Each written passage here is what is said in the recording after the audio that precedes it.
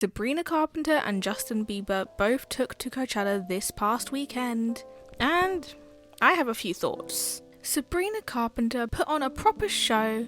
The lights, the choreography, cinematography, vocals, outfits, everything. Safe to say her show was money well spent. And then there was Justin Bieber's show, many of which have called it lazy.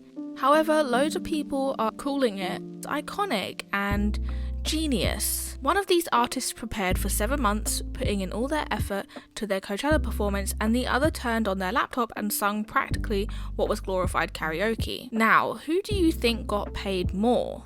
We are going to dive into both performances and the double standards women face compared to men. Let's start with Sabrina first. This was an absolute masterclass of a Coachella performance. I think it might even have to go down in history as one of the best Coachella performances of all time. The set was absolutely immaculate. Somehow there kept being new sets and locations. Every time I thought this had to be it, it wasn't. And it was so wonderfully sculpted that it flowed so effortlessly. You can really tell that 7 months of rehearsals and planning went into this show. I think it was so cool how the set took us through the life of a showgirl. We went from the arrival to the Hollywood Hills, to the audition rooms, the recording booths, the bars, the dance studio, and so forth. It was all neatly tied together. This links into how I loved the concept for this performance, that being the life of a showgirl in an old Hollywood setting. There was many references to multiple old Hollywood movies such as Dirty Dancing, All That Jazz, Chicago, and dare I even say Grease? Sabrina really delivered theatre. The chapter breaks in between were great. The fact that there was a coherent plotline already sent this show to a whole other level. I loved the monologue from Susan Sarandon about her portraying an older Sabrina reminiscing back on her life and choices. It was inspiring and beautiful. Did it need to go on for 6 minutes? No, not really. But did I hate it? No, not at all. I love seeing older women reminisce and talk about always keeping your spark and achieving your dreams. Not to mention this also then led to a little cameo from Corey Fogelman, aka Farkle from Girl Meets World, a Disney Channel show that Sabrina Carpenter was a part of, and if you don't know, he is like one of Sabrina's best friends. It was a very cute, wholesome way to wrap up Susan's segment. Will Ferrell was also a fun addition. I liked how he played the role of an electrician and then transitioned us into the next set by turning the lights on. We also have to talk about the amount of costume changes she had and how they were all absolutely beautiful. Not a single miss here. It really reminded me, and not to make comparisons, but it reminded me of the Eras Tour and how many outfit changes we had there. Both women truly understand what being a showgirl is. I can't even pick a favourite outfit from this set because they were all so amazing. Some notable faves were the Juno outfit, the dance rehearsal outfit, the man's best friend outfit, the nobody's son outfit. So basically every single outfit of the show, so I give up. One of my favourite moments from the whole performance was definitely the section for Sugar Talking, just because the chemistry between her and her dancer was insane, and the whole segment was handled so amazingly. I think the part where he held the mic for her to sing was so hot. That was so well choreographed. Like, okay. But this whole set was again a masterclass in headlining a main stage performance. You can tell Sabrina really put the work in and values being a pop star. The ending with tears was phenomenal. Having her come up from the car seat and all the fountains going off was so cinematic. I also loved the addition of her driving off at the end of the set. It felt so much like Grease, and it added that cinematic feel to the entire set to wrap it up. I also wanted to note that Sabrina did choreography, delivered a coherent plot, commanded the stage, all while sounding great and delivering some outstanding vocals. My only criticism of Sabrina's set is I think it was almost too formulated for a TV audience. I think this performance was great for a recording and from viewing at home, but I do totally understand that whilst this looked great at home, this kind of performance may have had actual audience goers possibly feeling neglected. They may have felt like there wasn't a massive connection between themselves and Sabrina. I think if there was anything for Sabrina to work on for weekend 2, it would be to do more audience work, as in get them involved some more and acknowledge them some more. However, I do think this was more of a performance piece than an actual concert, if you know what I mean. So I get what she was going for, but yeah, that's my only criticism. Overall, the whole performance was a 10 out of 10, and I will be rewatching this performance time and time again. I actually can't wait to watch Weekend 2. What I learned from watching Sabrina's set is that I'm excited to continue to watch her career grow. The Man's Best Friend tour tickets are going to be diabolical to get a hold of, and I absolutely love women. I think they're so cool and do practically everything better than men. I continue to be in awe of women and what they can achieve. Now, on to Justin Bieber's performance. Wi-Fi, man, come on.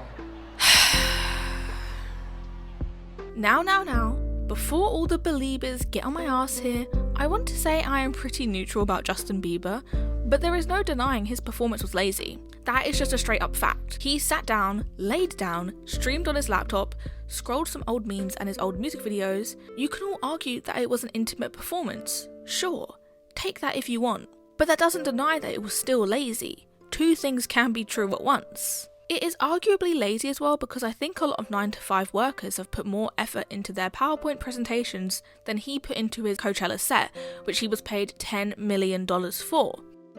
Sometimes it really is this deep. Sometimes the people that hype up artists doing the bare minimum just want to be laughed at in the face by their fave artist. I think one of the worst parts of this conversation after both stars headlined Coachella is the amount of congratulations and babying Justin Bieber is receiving for his lackluster performance, with people going as far to call him a visionary and genius.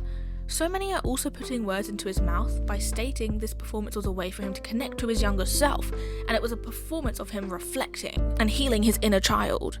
Maybe it was, but are you inside his head? Is this not getting a little parasocial? Why are you once again babying a grown man? It truly feels like you are grasping at straws to justify this performance, if we can even call it that. Now, I have harped on him a little bit for this performance, which I think is deserved. This isn't to say that this performance was all bad. I will give Bieber his flowers. The intimate setting defo probably had audiences feeling more connected to him. It probably made fans feel like they were his friend for a little bit. As someone who has been to multiple concerts, you definitely want that connection with the artist where you feel like they are on the same wavelength and vibe as you. The YouTube section is definitely an example of this. People either thought it was hilarious and enjoyed feeling like they were chilling with a friend, whilst others thought it was ridiculous for the price tag they paid to watch him perform. Both are valid responses. I think had this been his own concert, I still would have called it lazy, but it would have been way more acceptable as it isn't a $10 million performance at a huge festival. Like, there was a little charm to him looking back at his own videos and singing along, but it does get a little bit old when he continues to look up more videos just to play them and barely sing along. It was really nice to hear him sing along to Beauty and a Beat though, like that was proper nostalgic. This section could have actually been done really well if he had just planned it out, because I'm not totally against it, just the execution wasn't there. In terms of audience interaction, I think he could also work on this aspect. He didn't really acknowledge the audience all that much. Yes, he technically did when he was doing his YouTube section, but he never really directly acknowledged them, just looked at his laptop. I still think his fans enjoyed this part, feeling like they were in the moment with him as he kept going back on his discography. Compared to Sabrina's set, yeah, this definitely felt more grounded and intimate, and I could see how, for some people, they may prefer this more personalised and unplanned approach. But both performers could have worked on engaging with their audiences more. He did deliver some good vocals here and there when he bothered, and it was a very intimate feeling performance, although some others may argue it felt like he didn't care about being there and just wanted to cash a check. Now, there definitely is a time and place for intimate shows if that's what you want to be as an artist. I love intimate shows. I think they're great and can make you feel really connected to your favourite artist. Do I think a festival is the best place to do one of these kind of intimate shows? No! A festival inherently is not intimate. There's over 100,000 of you. Someone who does intimate shows really well in my opinion, and she would probably hate me saying this in comparison to Justin Bieber, but Billie Eilish. She has mastered the art of putting on a planned out, beautiful and stunning show that is still intimate enough that her fans feel connected to her. Like, her stage design is a great example of this. There is almost no bad seat at her show because everyone can see her. It is an accessible stage that allows for her to see all of her audience. Not only this, but Billie Eilish doesn't have a collection of dancers on stage with her, which adds even more intimacy to her concert. Justin Bieber totally could have done something like her Hit Me Hard and Soft tour performances, but he didn't. I also want you all to note, as I continue to drag this performance, I am not mad at Justin Bieber, I am mad at a system that continues to reward men for doing the bare minimum. One of the reasons I'm being so harsh on Bieber is because a woman could simply not pull this crap and be called a visionary and genius for it. A woman would not have this many people creating excuses for her and defences of this kind of performance. A woman would simply get dragged for this, being called lazy, uninspiring, boring, a sellout, amongst so many other things. One of the most common arguments I'm seeing for Bieber's performance is, oh, he sold his old catalogue of music and therefore he couldn't perform it all and could only play little snippets. Streaming it on YouTube was the only way he could perform his old stuff. He did it for his fans. And to that I will say, the absolute circles you guys will jump for white men is absolutely insane. Like, I cannot take you seriously. When I see this argument, I get confused as to whether everyone just collectively forgot about Taylor Swift's battle for ownership of her music again, and how even though this was all going on, she still performed all of her old music at the Eras tour. Did you all as a collective forget this so you could justify a man's lazy actions? Like, he absolutely can perform his old songs. I am also seeing arguments that I find highly patronising towards Sabrina, of people saying she is only just in her prime whilst Justin Bieber is now in his legend phase. This still doesn't excuse a lazy performance.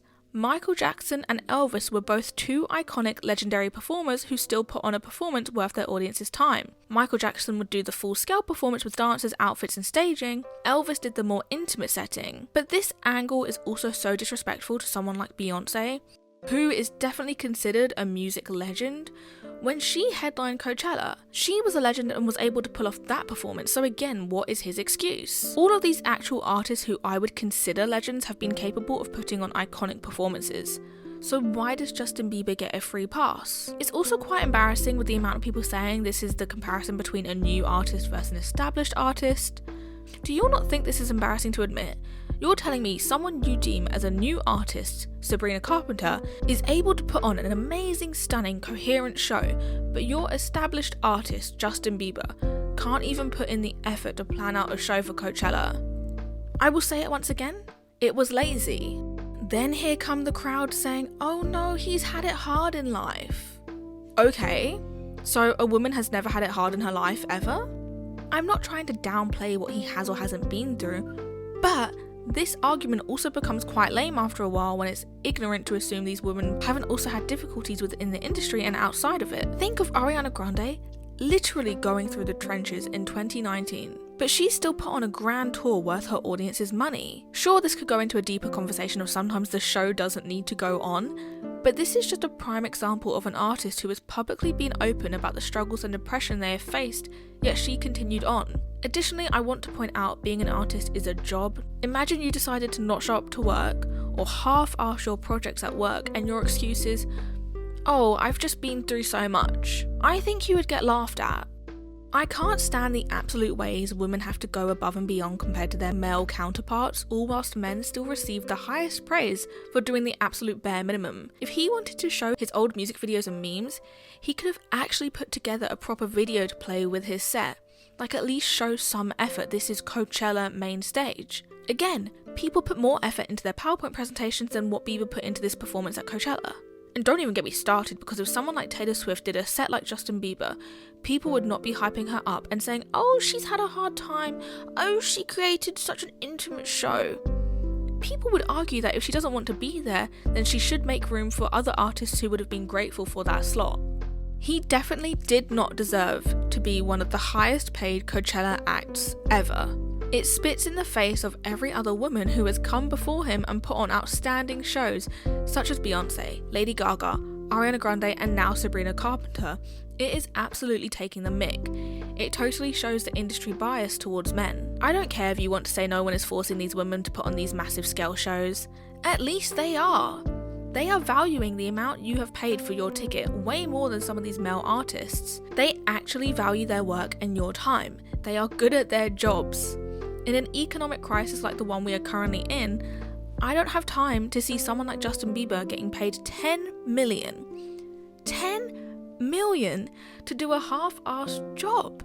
10 million is life-changing. If someone offered me 10 million for a performance, you bet I would put as much effort possible into that. How do you become so desensitized to money that you see your paycheck being 10 million and think it's acceptable to give nothing in return?